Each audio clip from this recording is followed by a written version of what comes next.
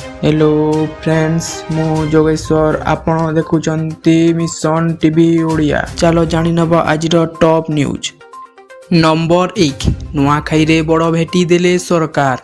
आज अकाउंट को आसीबो सीएम किसान टंका। मुख्यमंत्री मोहन चरण मांझी बहु प्रतीक्षित सीएम किसान योजना रे रविवार नुआखाई अवसर रे शुभारंभ करिसंती।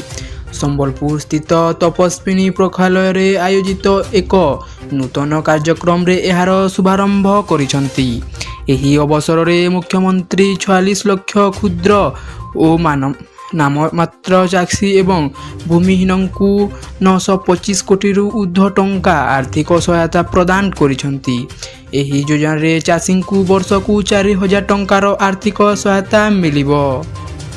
नंबर 2 आसंता 48 घंटा राज्य में प्रबल वर्षा हेबो।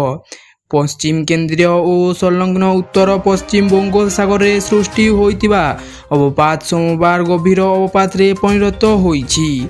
घंटा प्रति 7 किमी बेग आगकू ब्रूड बढ़ुछि। मध्याह्न सुधा पुरी उपकूल अतिक्रम करने संभावना। 5 जिला भीषण वर्षा 12 जिले में प्रबल वर्षा ने अलर्ट जारी।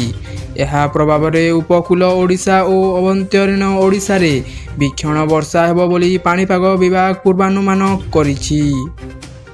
नंबर 3 पीएम सूर्य घर मागणा बिजुली योजना अधीन रे टाटा पावर और ओडिशा सरकार को एक यौथ उद्योग TP central Odisha distribution limited राज्यर 1 लाख छात उपरे सौर शक्ति व्यवस्था स्थापना करने को लक्ष्य रखा जाइछि। एही योजना रे ग्रीन सिटी मिशन रे राजधानी बासिंदा स्वतंत्र सब्सिडी पाइबे।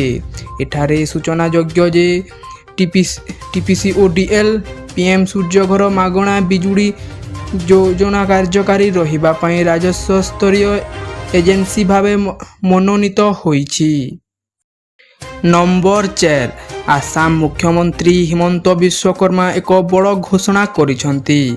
से स्पष्ट कहिसंती तांको नेतृत्व राज्य सरकार आधार कार्ड तैयारी करिबारे आहुरी कठोर होइसंती। वर्तमान आधार कार्ड तैयारी करिबा को आवेदनकारी एनआरसी आवेदन सरदी नंबर दाखल करिबा को पड़िबो। मुख्यमंत्री कहिसंती एथिपई एक विस्तृत नामक ऑपरेटिंग पद्धति प्रस्तुत हेबो एवं यह 2 अक्टोबर 2024 रु कार्यकारी हेबो। मुख्यमंत्री हिमंत विश्वकर्मा कहिसंती।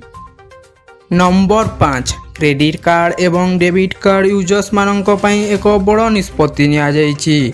एणिकी एही कार्ड व्यवहार कले देबाकू पड़िबो 18% जीएसटी काउंसिलर बैठक रे एक नई निष्पत्ति नेछि। तेबे एही जीएसटी टंका ग्राहक देबे नाही।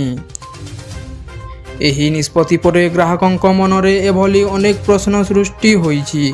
तेबे निष्पत्ति पूर्ण तथ्य जीएसटी काउंसिलर बैठक अनुसार समस्त ट्रांजैक्शन पई जीएसटी आदाय करा जीवन नाही।